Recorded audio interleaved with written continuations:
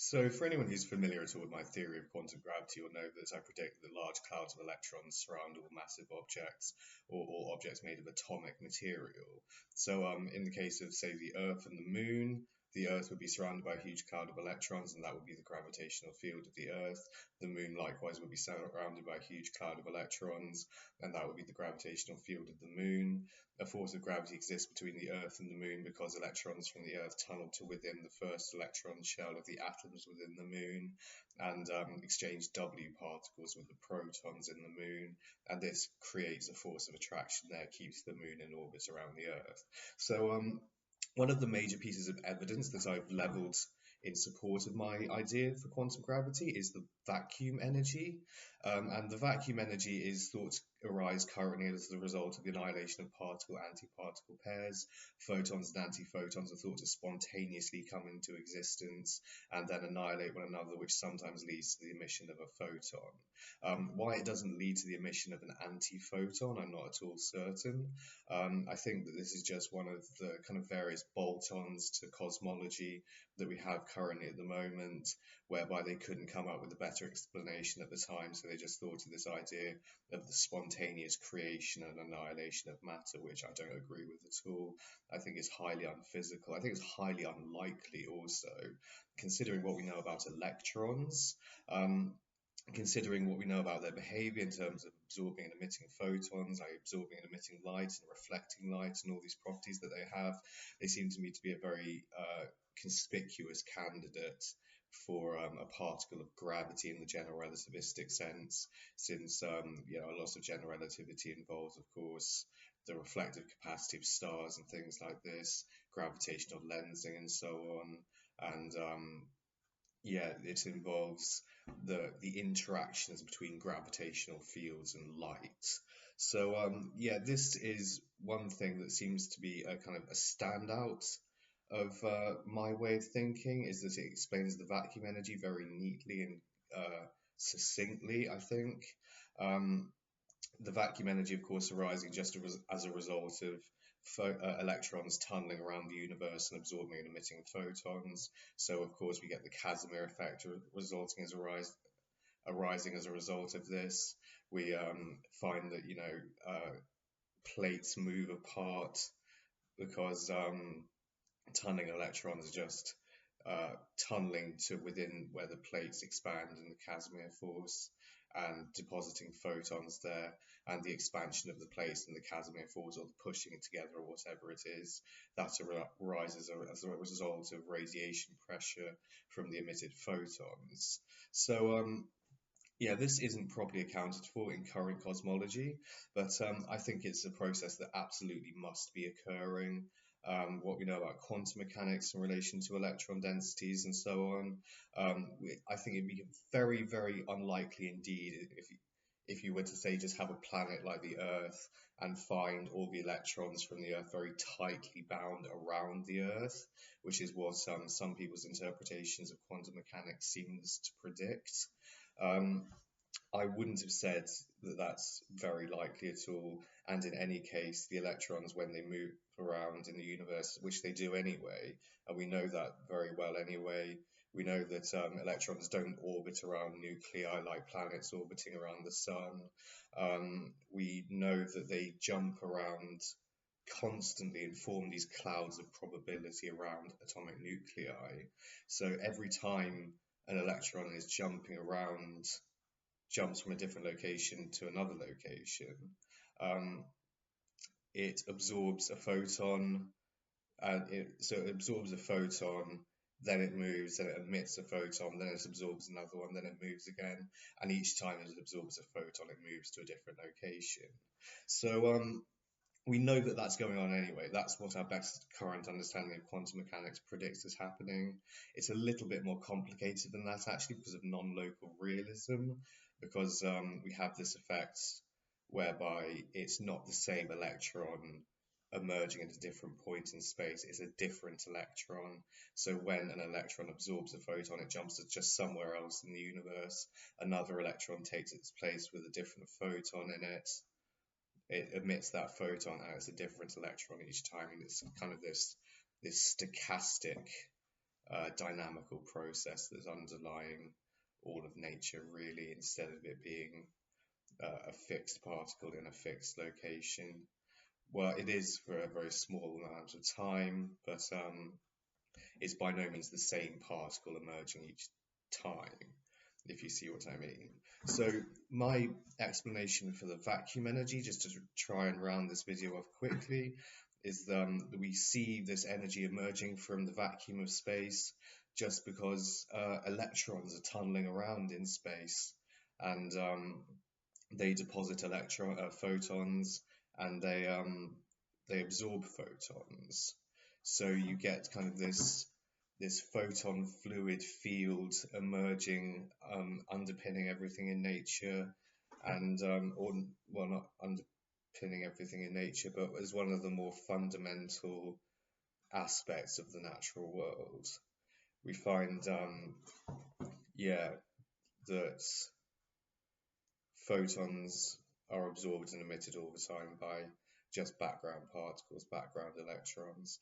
And furthermore, the universe is filled with free electrons anyway. It's filled with free electrons and protons from cosmic ray emissions from stars.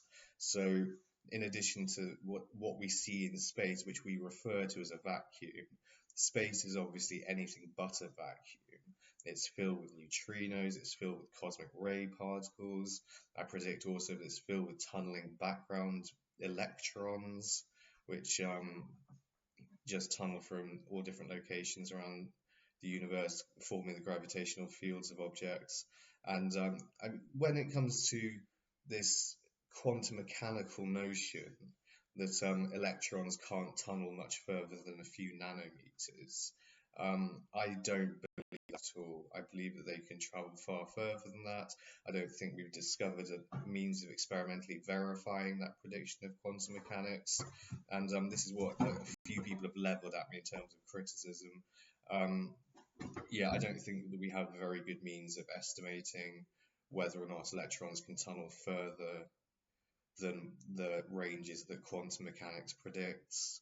I think that we would have a far more succinct explanation or a far more enhanced understanding of nature if we were to loosen up these tight restrictions on the extent to which electrons can tunnel. Only a little bit, though. The probability that I predict for electrons tunneling beyond the say the Bohr radius of a hydrogen atom would be 1 in 4.7 times 10 to the 42nd power. So it's still incredibly, incredibly unlikely that electrons would be tunneling further than that. But what do I want to say? It would be incredibly unlikely that electrons would be tunneling further than that. However, nonetheless, due to the amount of times that they tunnel, since they're tunneling all the time, constantly, probably once every Planck time or so, and considering how often they change position, you suddenly find, and given how many electrons there are in the universe as well, you suddenly find the gravitational field of the Earth populated with huge amounts of electrons. And these would be, of course, reflecting light, trapping huge amounts of light around, say, black holes and stars. This is why we have a corona around the sun, for example. All those cosmic ray particles, all that light being emitted from the sun, that's getting trapped there briefly or intermittent, well, not intermittently, but for a certain amount of time around the sun. That light is getting trapped and it has nowhere to go because it's stuck in the gravitational field of the sun.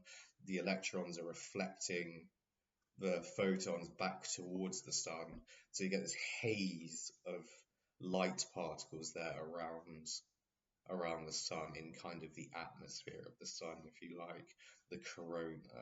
Likewise with black holes, find the firewall of black holes, populated, as I said, with huge amounts of electrons. Electrons, of course, reflect light readily, so the light being emitted from a black hole, that's just reflected back towards the black hole.